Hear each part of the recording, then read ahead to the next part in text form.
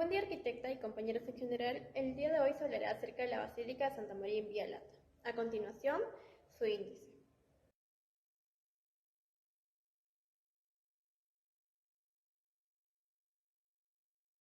La obra en Santa María in Via Lata es una basílica cuyo nombre se debe a la antigua Via Lata, ahora Vía del Corso, ubicado en Roma, Italia. Con el tiempo sufrió varias reconstrucciones hasta adquirir un estilo barroco, como se puede ver en la imagen, con el Papa Alejandro VII. El arquitecto encargado de la reconstrucción de la fachada fue el arquitecto Pietro da Cartona. En el siguiente trabajo es un análisis donde se desarrollarán diferentes aspectos arquitectónicos como el de ubicación, el análisis funcional, el análisis formal, entre otros, con relación al estilo barroco. Ficha de datos de la obra. Cuenta con una latitud de 41 grados, 53 minutos y 54 segundos. También con una longitud de 12 grados, 28 minutos y 53 segundos. Cuenta con un perímetro de 128 metros. Como fue mencionado anteriormente, el arquitecto encargado específicamente de la fachada fue el arquitecto Pietro da Cartona. También el estilo que se llevó a cabo en esta iglesia fue un estilo barroco. Como dato importante, adicionando esto, fue que en el año 631 fue mencionada por primera vez en documentos muy antiguos de la iglesia y se dice que esta fue construida en el año 700. Por otro lado, dentro de esta iglesia se podrán observar diferentes pinturas de diferentes famosos. Entre ellas se puede observar el icono de la Virgen Abogada, que se dice que hasta hoy en día realiza muchos milagros. Ubicación. La Basílica Santa María in Via Lata se encuentra ubicado en el país de Italia, en la región de Lacio y en la ciudad de Roma. En esta imagen se puede observar de manera satelital específicamente su ubicación, que cuenta con una dirección de Vía del Corso 306 Roma, Italia. Con respecto a su emplazamiento, cuenta tanto con vías principales y vías secundarias. Y como vía principal tenemos a Corso Victorio Emanuel II, como vías secundarias a Vía del Plebiscito y Vía del Corso. Como referencia para llegar a Santa María in Via Lata, se toma al Coliseo Romano, que se encuentra ubicado a 4 minutos en carro, a 11 minutos en bus y a 11 minutos a pie. Lugares aledaños. Dentro de sus lugares aledaños lo podemos dividir en dos periodos, debido a que la Basílica Santa María in Via Lata, antes de que se construyera, ya había edificaciones existentes. Por ejemplo, el Arco de Constantino en el año 315 después de Cristo, el Panteón Romano en el año 126 después de Cristo y el Coliseo en el año 80. Ya después de que esta ya se construyó, vinieron otras edificaciones como la Ciudad del Vaticano en el año 1506, la Fuente de Trevi en el año 1732, la Basílica de San Pedro en el año 1506 y por último la Plaza del Capitolio en el año 1603. En esta diapositiva podemos ver un plano antiguo de Roma. Podemos encontrar algunos monumentos inexistentes en la actualidad, como por ejemplo el Templo de Júpiter Capitolino. Esta iglesia, que hoy en día ya no existe, a pesar de que tuvo reconstrucciones hasta el siglo VII, fue abandonada en el siglo XX. También podemos encontrar a San Adriano en el Foro, el Templo del Divo Claudio, que era una estructura antigua que cubría una gran área en la parte sur del Coliseo. Sin embargo, ahora quedan muy pocos restos de ella, como se puede observar en las imágenes. Y por último, el Circus Maximus, que actualmente quedan muy pocos restos de ellas y solamente queda una gran explanada, como se puede observar en la imagen. Una corta reseña histórica. Santa María in Via Lata se dice que originalmente este edificio fue un almacén aproximadamente a 20 metros de la calle y este lugar pudo haber sido la casa de San Lucas. También se dice que este edificio, en documentos antiguos que se encontraron en el siglo V, se dice que este fue el primer lugar de culto cristiano y es donde San Pablo pasaría bajo arresto domiciliario y es donde San Pedro visitaría tanto a San Lucas y a San Pablo. Respecto a la línea de tiempo, en el siglo VII, la basílica fue construida bajo el mandato del Papa Sergio I a finales de esta época. Se dice que esta fue construida sobre una anterior. Ya para los inicios del siglo VIII, la basílica estaba relacionada con el exdiácono. ¿Qué quiere decir esto? Que ellos, bueno, ayudaban dándoles comida, hogar, y también se dice que los apóstoles, tanto San Pedro, San Pablo, estuvieron hospedados aquí bajo su arresto domiciliario. Ya para mediados del siglo VIII, se cree que este fue un complejo de rito bizantino, eh, dirigidos por monjes refugiados de la persecución de los iconoclastas. Ya para el siglo XV, este templo fue dedicado a la Madre de Dios, a la Virgen Abogada, y también sufrió varias reconstrucciones, en el cual se dio un giro de la iglesia, su fachada, tuvo cambios en su fachada, y sobre todo tuvo una gran importancia sus columnas corintias que le daban un empuje vertical a la construcción. Ya para los años 1854 a los 1865, miembros de la familia Bonaparte fueron enterrados allí, tanto Zenaida y Joseph Bonaparte. Y hasta hoy en día, en la actualidad, en esta iglesia se cree mucho en la abogada de la Virgen Abogada, quien ha realizado muchos milagros. Mis cordiales saludos a todos. Hablaremos sobre el recorrido exterior. Primeramente vamos a apreciar la planta. Sí. Hablaremos de la obra Santa María en Vía Lata. Claro, su nombre se lo debe a la antigua Vía Lata, ahora Vía del Corso, ¿no? Este edificio sufrió varias reconstrucciones hasta que adquirió su aspecto barroco. Podemos apreciar tres principales vías de acceso hacia la basílica: la vía del Colle Romano, vía del Corso y vía del Santi Apostoli. ¿Sí? Este recorrido fue de edificaciones muy reconocidas también por parte de la vía de Santi Apostoli, iglesia de San Marcelo. Por vía del Corso tenemos la Piazza di Marcello, Palacio de Carolis y Palacio Doria Pamphili. Y por la vía del Colle Romano tenemos la Oratoria de San Francisco, Ministerio de Beni delle Attivati y la Piazza del Colle Romano. Hablaremos sobre el recorrido de obispos y público en general. ¿Sí? Primeramente sobre los obispos y sacerdotes, tienen un recorrido que va desde la vía Santi Apostoli al Colegio Romano. Hay un cronograma diario de culto vespertino que consta desde las 5 de la tarde hasta las 9:30 de la noche, que va desde la exposición y adoración del Santísimo Sacramento, vísperas, misa y una adoración adicional al Santísimo Sacramento. Por parte del recorrido turístico o público en general, la vía de acceso es vía del Corso, claro, y se les recuerda a los que no son católicos que nunca caminen en el Santísimo Sacramento y la congregación cuando el primero esté expuesto a la veneración, porque esto causa una ofensa grave. Siguiendo con el recorrido, ahí iremos al recorrido interior, apreciamos la planta de la basílica, vemos el acceso hacia la basílica y el acceso hacia la parte subterránea que sería la cripta. ¿Sí? Hablaremos primero de la basílica al interior, que por su... hay otros recorridos también de sacerdotes y obispos. El recorrido de los obispos es directamente libre, con mayor acceso a los altares, a los retratos y apreciación de ellos, ya que en el altar mayor, lugar de predicación, y altares y retratos para adoración.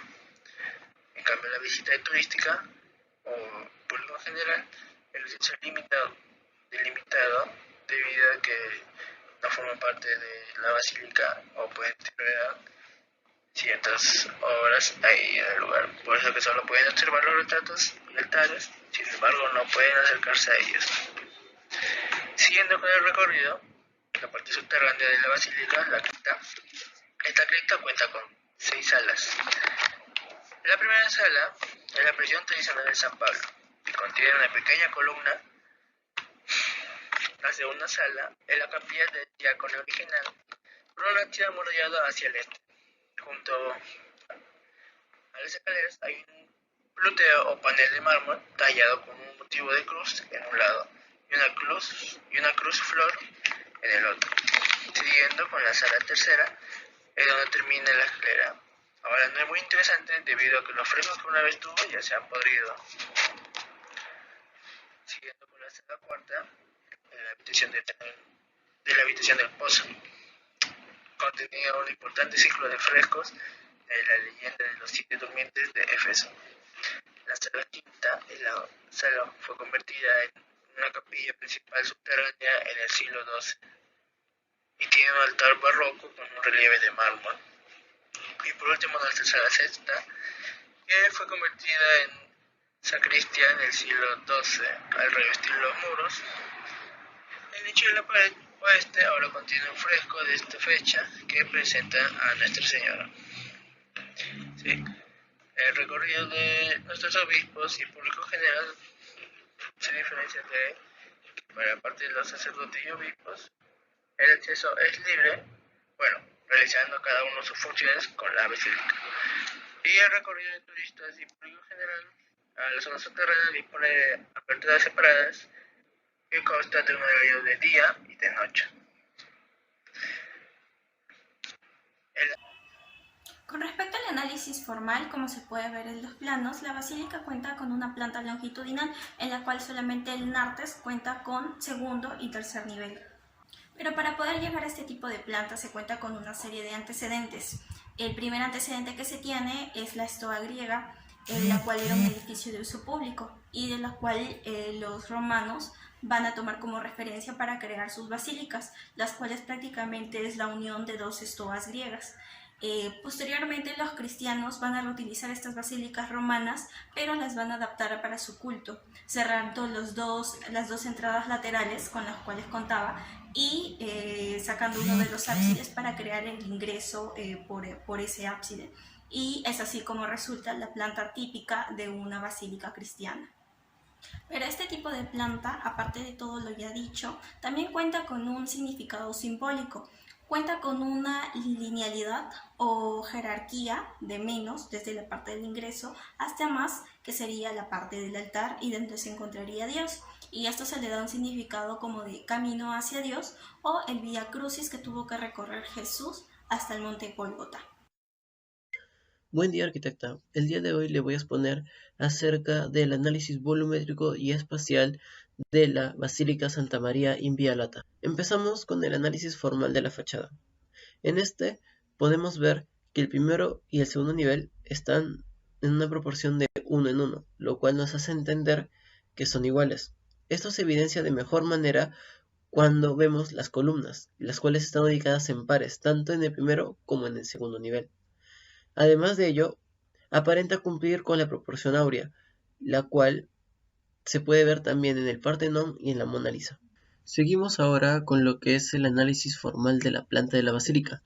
Esta está compuesta por las siguientes partes. Se puede ver desde la parte de arriba lo que es el ábside, el presbiterio, las naves, tanto las laterales como la central, y además el nártex, incluyendo también que se puede observar que hay claristorios, los cuales tienen la función de dejar pasar luz natural para iluminar el interior de la basílica. En esta diapositiva podemos observar imágenes de las partes previamente mencionadas, empezando por lo que es la nave central, la nave lateral, la parte de lo que es el nártex, las columnas corintias que se encuentran en la parte exterior, en lo que sería la fachada, y además las columnas jónicas que se encuentran en el interior de lo que es la basílica. Además de ello podemos ver, siguiendo con lo que es el análisis espacial, encontramos una cripta bajo la basílica. Esta cripta cuenta con 6 espacios o 6 salas. Cada una de estas salas va a ser evaluada por nosotros o vista para tener una noción visual de las mismas. Vamos a empezar con la sala número 1. En la sala número 1 encontramos la entrada a la sala número 2 y el muro en el cual San Pablo era amarrado. Esto se puede observar en la vista A. Y en la vista B vemos el mismo muro y además la entrada a la sala número 4. En la sala número 2 encontramos lo que es el acceso al sótano de la iglesia y además el altar adosado al muro, teniendo en la vista esto en la vista A. Y en la vista B vemos el fresco de Palipesto. Siguiendo con la sala número 3 encontramos lo que es el luneto. el cual es una copia de la oración en el huerto. También podemos observar en la vista B la entrada a lo que es la sala 2 y, viendo por este lado, la entrada a la sala 3. Siguiendo con lo que es la sala número 4, encontramos en la vista A el muro oeste con pilares de travertino, y en la vista B encontramos el muro norte de la sala 4. Y finalizando con lo que son las salas 5 y 6, que se pueden apreciar a mi mano derecha, y en las cuales podemos ver lo siguiente. En la sala número 5 vemos lo que es el pasaje entre la sala número 4 y 5, esta conexión, y vemos el fresco de Palipesto. También en la sala número 6 podemos observar sillares Capellaccio. Seguimos con el análisis volumétrico. Este análisis va a constar de dos tipos de desarrollo, un desarrollo superficial y un desarrollo más a detalle. En el desarrollo superficial, teniendo en consideración la imagen de referencia que está a este lado de la pantalla, podemos observar que está compuesto de 5 paralelepípedos, los cuales serían el primer y segundo nivel de ambas partes, y que están conectadas por lo que es donde pasan las naves, y dándole esta forma de U. Pero si nos vamos a más a detalle, podemos dividirlo incluso por donde pasan las columnas, teniendo un total de 17 paralelepípedos, 2 que son para la base, que son las bases donde se asienta el primer piso y el segundo piso, y las otras 15, las que serían donde se van a ir colocando las diferentes partes de la basílica. Para culminar con el análisis volumétrico, tenemos que tener en consideración un dato muy importante. El barroco tiene como centro a Dios, pero antes del barroco estaba el Renacimiento. Hay un cambio de pensamiento, porque en el Renacimiento tenían como centro, como motor al hombre. Entonces, este cambio de pensamiento no se hace de un día al otro. Por ello, las personas que empezaron a trabajar en el barroco, o al menos en la parte principal, en la etapa temprana del barroco, tomaron como referencias la Edad Media, ya que en la Edad Media habían tenido también un sistema teocrático, tenían esta creencia en Dios. Entonces empezaron a sacar referencias de ahí de a pocos tomar ya su camino y crear la arquitectura barroca que conocemos hoy en día. Santa María in Vialata está ubicada más o menos en el inicio del barroco, por lo que se puede comprender que tiene muchas más referencias de la Edad Media que un estilo propio.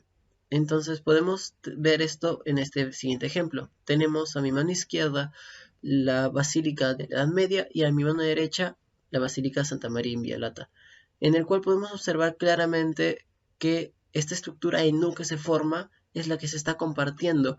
La única diferencia que hay es que en la Edad Media eran dos torres que estaban de manera frontal, dos torres ubicadas de esta manera, para que lo atraviese un muro, ¿no?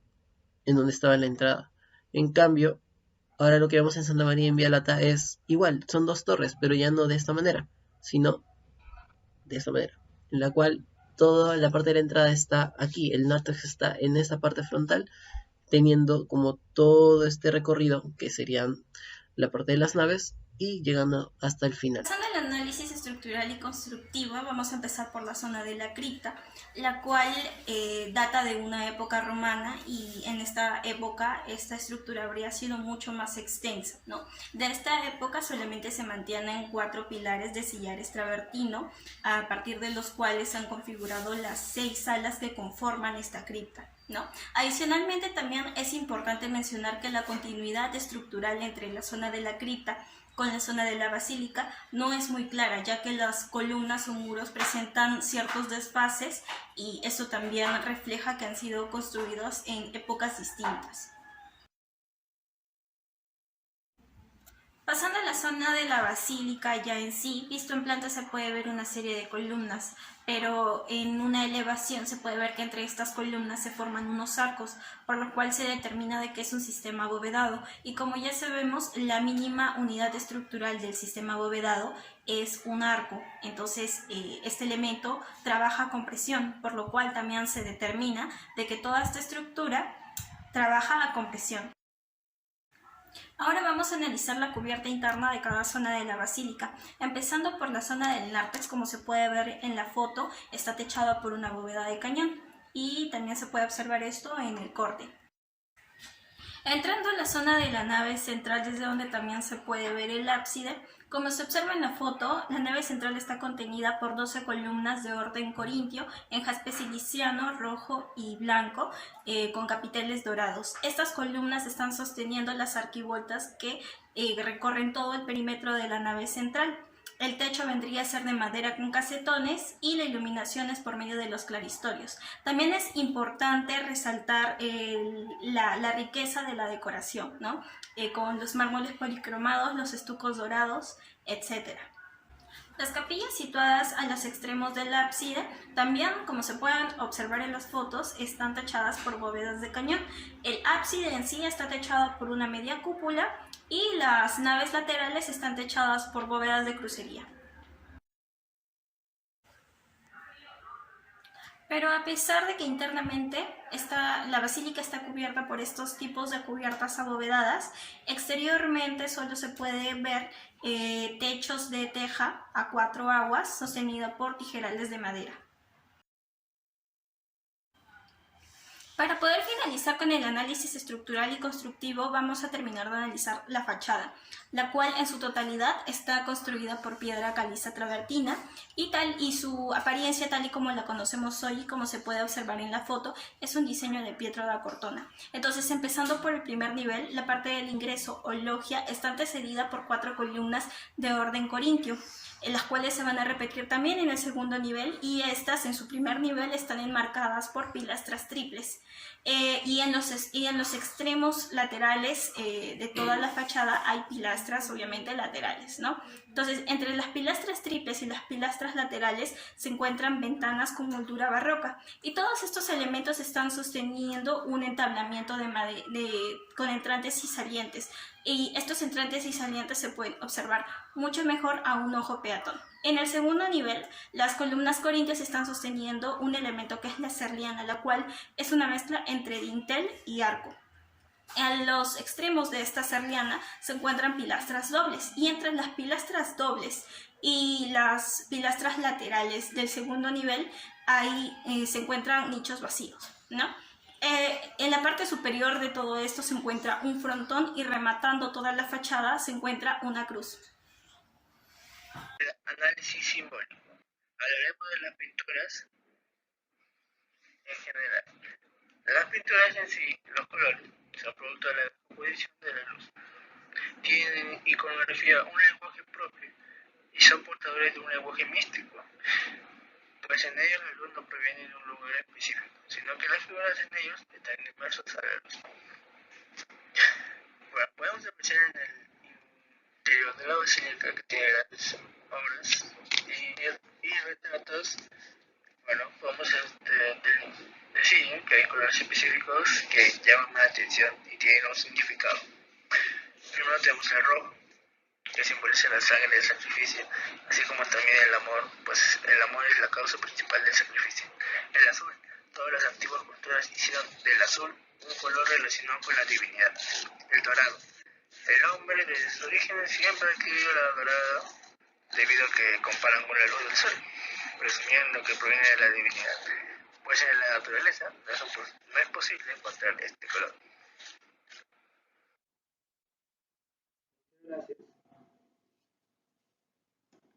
Veamos las conclusiones. Tras haber hecho el análisis formal de la planta, vemos que la planta no ha salido por mera casualidad, sino es el resultado de un proceso que ha durado años. También vemos una mezcla de distintos sistemas constructivos, como el adovedado, los muros portantes que se encuentran en la parte de la cripta, entre otros. También se considera que hay un predominio en lo que es la altura con respecto al ancho. Y también que hay un predominio de lo que es la proporción. Viendo también, como último punto de esta diapositiva, que el barroco estaba en su etapa primitiva cuando se construyó la basílica, y esto debido a lo que expliqué antes, ya que estaba en su etapa primitiva solo tomaba referencias de lo que es la Edad Media, y debido a ello la similitud con esta. Siguiendo con lo que son las conclusiones, vemos que la Basílica Santa María in Via Lata se remonta a tiempos en donde encontrábamos a San Pedro y a San Pablo, a los apóstoles. También vemos que hay un desnivel en los altares, lo cual respeta la organización entre obispos y sacerdotes. Y hay una importancia entre lo que es la luz y la expresividad. Gracias.